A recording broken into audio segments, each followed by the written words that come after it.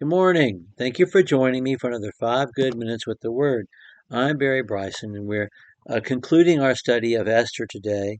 We want to read the epilogue, chapter 9, verses 29 through chapter 10, verse 3, where we are told about the subsequent success and blessing upon Esther and her uncle Mordecai.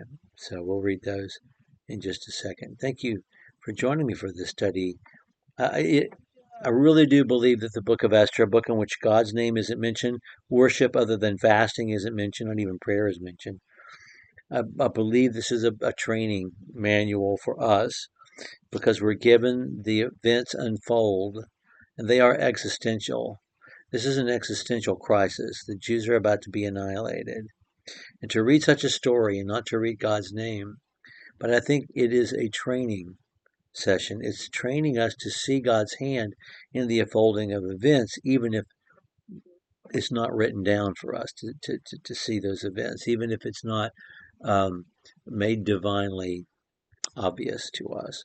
He's still there and he's still moving events. And is that not a lesson we need in our own personal lives day by day to see God in them and unfolding events before us as we live our lives? Well, let's finish up with the epilogue. Queen Esther, the daughter of Abihail, with Mordecai the Jew, wrote with full authority to confirm the second letter about Purim. Then he sent letters to all the Jews, to the 127 provinces of the kingdom of Ahasuerus, namely words of peace and truth, to establish these days of Purim at their appointed times, just as Mordecai the Jew and Queen Esther had established them, and just as they had established for themselves, and for their descendants with instructions for the times of fasting and their lamentations. And he took command, and the command of Esther established these customs for Purim and was written in the book. It's interesting that Esther is the one credited with having the authority to establish this day, not Mordecai. And so, although Mordecai is the king's chief steward of the kingdom, Esther has a level of power as the queen herself that Mordecai does not have. Now, King Ahasuerus laid a tribute on the land and on the coastlands of the sea, and all the accomplishments of his authority and strength, and the full account of the greatness of Mordecai, to which the king advanced him, are they not written in the book of the chronicles of the kings of Media and Persia? For Mordecai the Jew was second only to the king, and Ahasuerus and the great became great among the Jews, and in favor with those. Excuse me.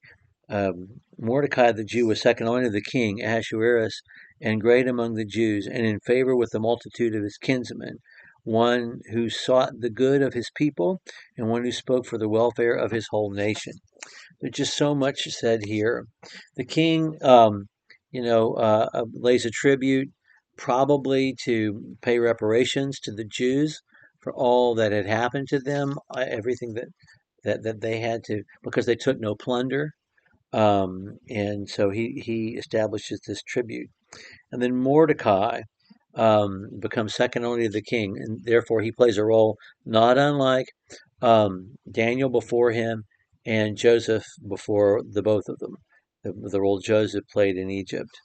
The Jews end up being, in these major um, empires, this same role multiple times. But the thing that's said about him, he sought the good of his people, God's people, and he also spoke for the welfare of the whole nation, and the nation is his nation. So, what nation is he talking about? He's talking about Babylon as a nation. The Jews aren't a nation, they're a people. So, he's looking out for the welfare of the Jews, and that does not in any way conflict with him seeking the welfare of the Persian Empire and advancing the interests of the Persian Empire within which the Jews live. And he's able to do both. That's important too. especially to us at the Manassas Church of Christ, because so many of our Christian men and women also are in government service, and there's no conflict between seeking the welfare of God's kingdom and being in public service. No necessary conflict, um, unless evil is about to be accomplished, and then we know what we need to do. We fear God. We honor the king, but we fear God. He has our ultimate allegiance. But we've seen in the lives of Joseph, the lives of Daniel, and the life of Mordecai that you can be a man of God and a man of government service. And that's an important lesson as well. Okay, we're going to start a new study next time. And I thought, since we've talked about Cyrus and Xerxes and some of these rulers, that it would be nice to have a study of some of them. We're not going to go all the way back to Egypt and talk about Ramses. I want to start with where we are, with the Persian Empire, and then talk about the Roman Empire, and take us up through Constantine. And when Constantine not only legalizing Christianity, but making it the official religion of the Roman Empire. Anyway, we're going to look at some of the main players, not just the Persians, but the Herodians and then the Romans, the Roman emperors. Okay, so we're going to do um, that study beginning next time. Thank you for joining me for another 5 good minutes with the Word.